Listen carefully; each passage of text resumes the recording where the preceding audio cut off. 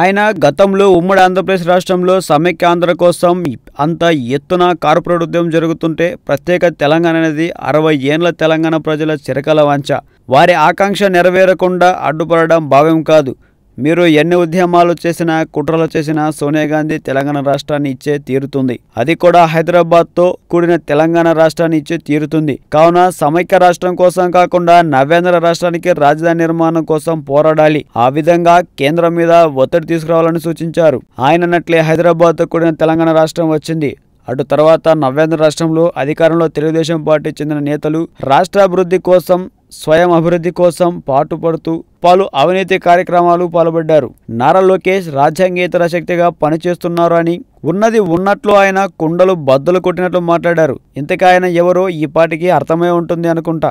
ఏమిటి ఇంకా ఆయన ఎవరో అర్థం కాలేదా? ఆయనే గత సార్వత్రిక ఎన్నికల సమయంలో కాంగ్రెస్ పార్టీ నుండి తెలుగుదేశం పార్టీలో చేరి ఎంపీగా నవ్యాంధ్ర రాష్ట్రం పార్లమెంట్లో అడుగుపెట్టిన జేసీ దివాకర్ రెడ్డి.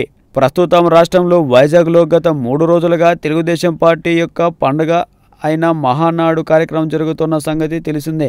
ఈ మహానాడుకే టీడీపీ పార్టీకి చెందిన సీనియర్ నాయకుడు, ఎమ్మెల్సీ అయిన కరణం బలరాం, కాంగ్రెస్ పార్టీ నుంచి టీడీపీలోకి చేరి ఎంపీగా గెలిచిన రాయపాటి సాంబశివరావు, ఎన్టీఆర్ ఫ్యామిలీ నుండి ఎవరూ హాజరు కాకపోవడం మనం చూస్తూనే ఉన్నాం. ఈ క్రమంలో ప్రముఖ news channel MP Diwakar Reddy మా తెలుగుదేశం పార్టీ వ్యవస్థాపక అధ్యక్షుడు, మాజీ ముఖ్యమంత్రి దివంగత ఎన్టీఆర్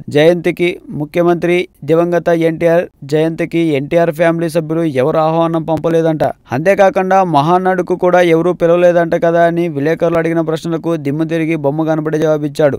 విలేకరులు అడిగిన ప్రశ్నలకు ఎంపీ జేసీ దివాకర్ రెడ్డి మాట్లాడుతూ, ఎన్టీఆర్ జయంతికి వాళ్ళు బొట్టు పెట్టి పిలవాలా? ఇది వాళ్ళ ఇంట్లో పండగ కదా. ఆయన ఎవరిని ఎన్టీఆర్ జయంతికి బొట్టు పెట్టి పిలవలేదు కదా, మరి మహానాడుకు పిలవలేదంట కదా అని అడిగితే జేసీ సమాధానమిస్తూ వాళ్ళకు ఏమి భేదాభిప్రాయాలు ఉన్నాయో ఏమో ఎవరికి తెలుసు.